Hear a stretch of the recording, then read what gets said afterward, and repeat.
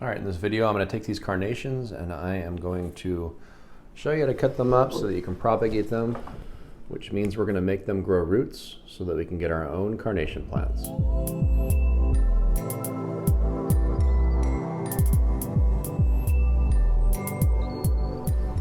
And so these are a few days old, and so you're going to want to clean them up. One of the first things that I'm going to do is cut off the old cuts. So the tissue that's on those ends is going to have begun to decompose. So these positions where we see those swollen points where there's leaves, those are called nodes. And typically when you get rooting to occur, it's going to happen at those positions. And then when you have growth occur, that's also going to happen at those positions. And so I'm going to remove a little bit of tissue here. So that's going to be fresh tissue right there. That'll focus. And then I'm going to remove just above this node.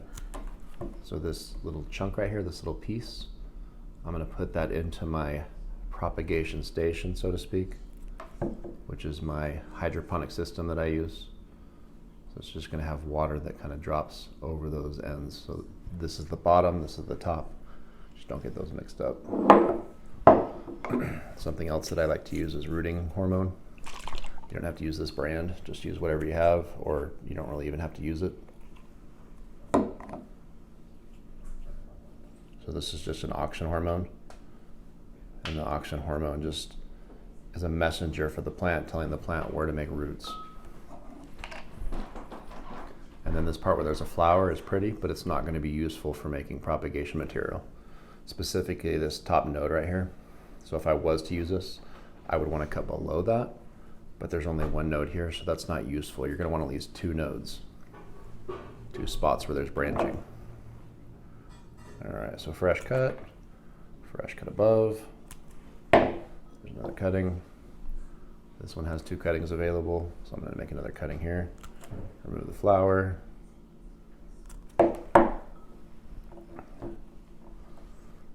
Fresh cut.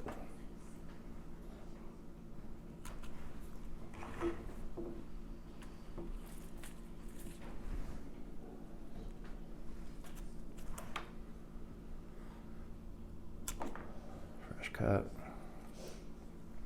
I like to look at it and make sure it's fresh. If there's any decay whatsoever, it's not going to root. So there's no reason to waste time.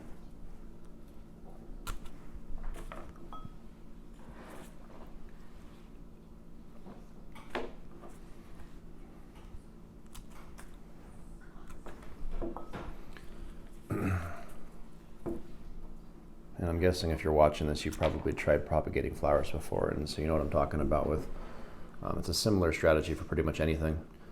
You can do this with more than just carnations. You can take any plant that you like, and basically a two-node cutting is going to be a really good bet for propagation, for getting it to grow roots and starting a new plant.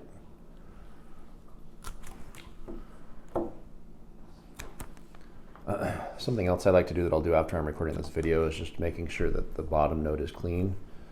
And the reason why is because this is where I'm putting my rooting hormone, and this is where I want my roots to form. I want my roots to form down here. And then of course up here I want branching and leaves to form. So don't put rooting hormone there because the auxin hormone might interfere with leaf formation, because this particular hormone is going to tell that position right here to make roots. So we don't want to confuse the cutting.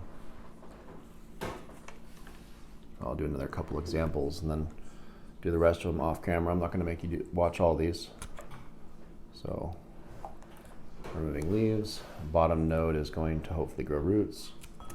Clean up the top node. And so there's my cutting. All right, and then your last step, of course, is to take those cuttings and put them in your, wherever you propagate your stuff. I do it in my arrow gardens. You don't have to buy these.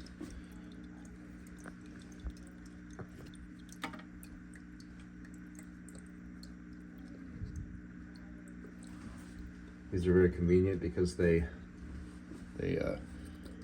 cycle water pretty often, and then they have a timer for lights and stuff. So you just take your cuttings, stick them in, and then if you've set it up properly, it'll do all the work for you.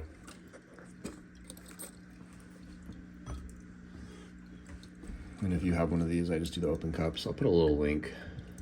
I know there's gonna be at least one person that asks, where do you get your arrow garden? So I'll put a little link for you if you're interested. Sometimes you can find them on sale, but they are, I'm gonna warn you, they're kind of expensive. I think they're like 80 to 100 bucks or something, which may or may not be expensive for you. I try to do everything for pennies on the dollar, so for me, that's a lot. The only reason I have these is my students bought them for me.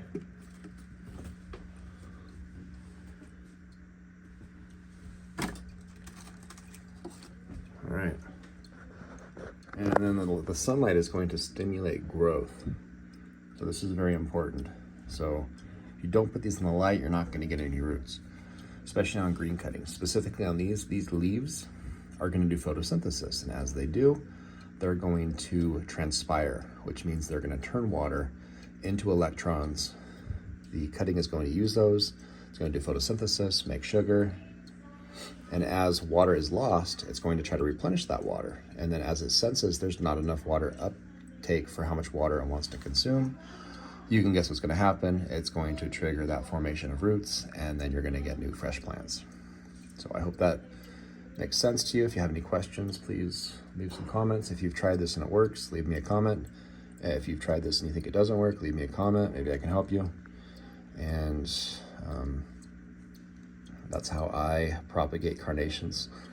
I think the easiest way is probably just to get a pollinated flower and plant the seeds, but this is for cloning them. So if you want exact genetics from the mother carnation, you want them to look exactly the same, this is how you would do it, all right? So, thanks. That helps you to propagate those beautiful carnations. Happy Mother's Day, or Valentine's Day, or whatever day you're watching this. Leave me a comment on where you got your flowers from.